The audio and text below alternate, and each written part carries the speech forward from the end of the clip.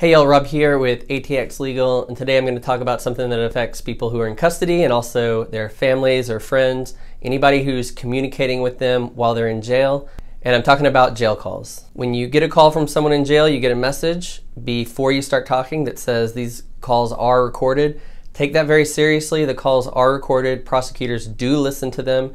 They listen to them in almost every case. They just get a file dump with all these jail calls, and a lot of times there's some incriminating stuff on the jail calls because people don't have proper phone discipline. It sounds easy when we're talking about it right now to adhere to certain rules when you're talking to someone, but when you're talking to your friend, having a good conversation, a lot of times you're just going to forget these rules. So it's very important to have very good discipline when you're talking to anybody in custody. So I have first a list of things you shouldn't do. Do not under any circumstances talk about the facts of the case.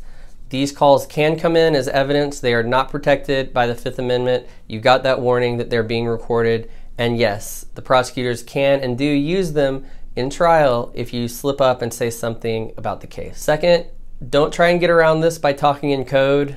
Prosecutors understand that. They can suss out the code, and you're not as clever as you think you are. Third, don't have another inmate that has a calling card call and then jump on the phone and talk under his calling card. Even though I have seen this a couple of times to evade an EPO, a protection order, more often than not, it actually does get caught. Don't do this. Again, you're not as clever as you think you are. Next, do not talk yourself into new charges.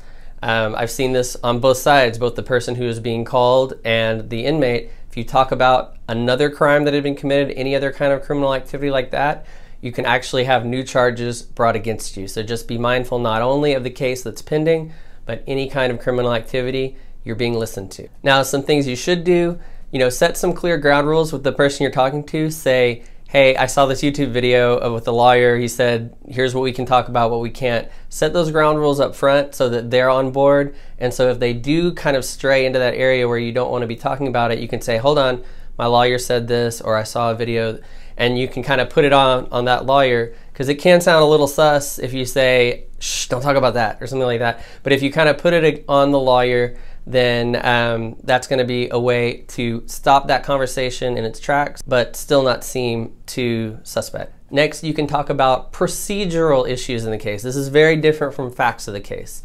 What are procedural issues? Like, are we going to be able to post bond? When's your next court date? My lawyer said I might be getting out of custody on this date. These are all things that have to do with the court proceeding, and that's okay to talk about. One quick caveat, if you do call your lawyer and you don't get that message that it's being recorded, that's because lawyer calls are not supposed to be recorded. Now, I'm still very careful when it comes to lawyer calls.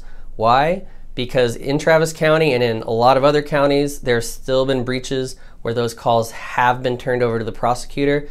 And even though they realize they're not supposed to listen to it, once the cat's out of the bag, they have that information. So I'm still very careful when I talk on the phone, and I'll usually come in person to visit if we need to go into the details of the facts of the case. And last, I just want to mention that in Travis County, I don't know if any other counties are doing this, but they've given out iPads so that the inmates can communicate with their families through text message or email. Just know that those texts and emails are being gathered by the DA as well. And that could be even worse than voice calls because they're all in a searchable format. It'd be very easy for the prosecutors to review that. In fact, I'm 100% sure that I'm going to have a case in the near future where something inappropriate was said on those texts or emails, and then now as the defense attorney, I'm going to have to deal with it. Just make sure you have that same discipline that you had on the phone when you're sending emails or texts. In conclusion, when you're talking to your family on the phone or you're sending them texts or emails, just imagine a